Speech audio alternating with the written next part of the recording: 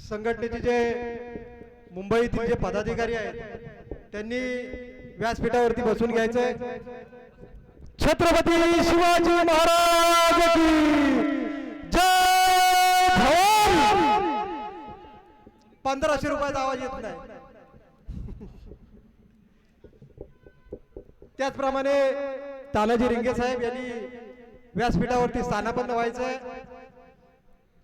महाराष्ट्राची कुलस्वामिनी आई तुळजाभवानी, हिंदवी स्वराज्याचे संस्थापक राजे शिवछत्रपती, मराठी मनाचे मानबिंदू, हिंदू हृदय सम्राट सरसेनापती बाळासाहेब ठाकरे यांच्या पवित्र स्मृतीला या ठिकाणी अभिवादन करतोय।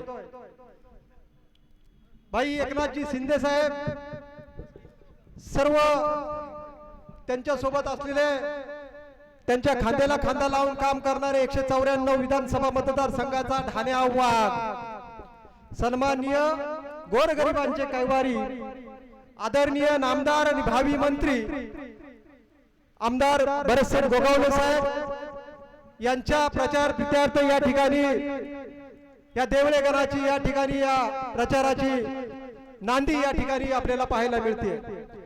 खरोखर बंधूंनो आणि भगिनींनो, या ठिकाणी बऱ्याचशा वक्त्यांनी काल वल्गना केल्या।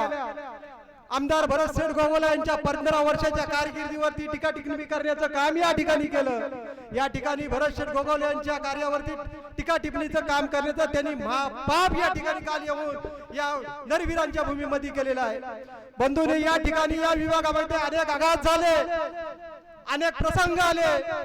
आज गोव्याला सुतारवाडी घ्या, आज केमनाले घ्या, अनेक या ठिकाणी विभागामध्ये प्रसंग आले, परंतु या 5 वर्षात या दिदी या कुठं मात्र दिसल्या नाहीत।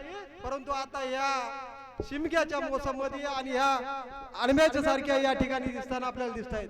खरोखर बंधूंनी या ठिकाणी या व्यासपीठावर स्वाभिमानाने सांगूसं वाटतं की खऱ्या अर्थानं फिरायला यांच्याकडे कार्यकर्ते नाहीत, सभेला माणसं नाहीत, हे यांना फार दुःख होत आहे। तर उरलं सुरलं फक्त टीका आणि फेक नॅरेटिव्ह या ठिकाणी तालुक्यात पसरवायचं काम या ठिकाणी विरोधकांचं चाललंय। बंधूंनी या ठिकाणी आपण स्वाभिमानाने सांगू शकतो की खऱ्या अर्थाने येणारी नांदी ही विकासाची असणार।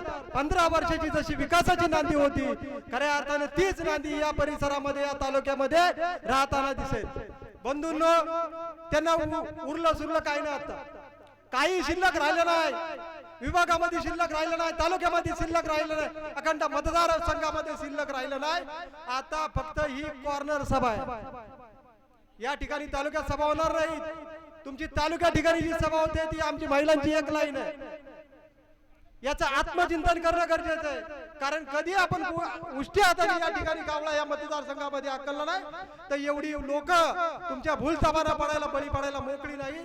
या ठिकाणी बरेचसे वक्ते या ठिकाणी बोलणारे आहेत। संयोजकांनी या ठिकाणी मला बोलण्याची संधी दिली, त्याबद्दल या ठिकाणी संयोजकांचं, आयोजकांचं, व्यासपीठावरती सर्वेला बसलेल्या मान्यवरांचं या ठिकाणी मी आभार व्यक्त करतो। आणि या ठिकाणी येणाऱ्या 20 तारखेला सर्वांनी दाखवून द्यायचं, 23 तारखेला इथून ते कामता असेल, बोरगर असेल, उमरेड असेल, देवळा असेल, सर्व परिसरात सर्व भगवामय वातावरण या ठिकाणी दिसलं पाहिजे।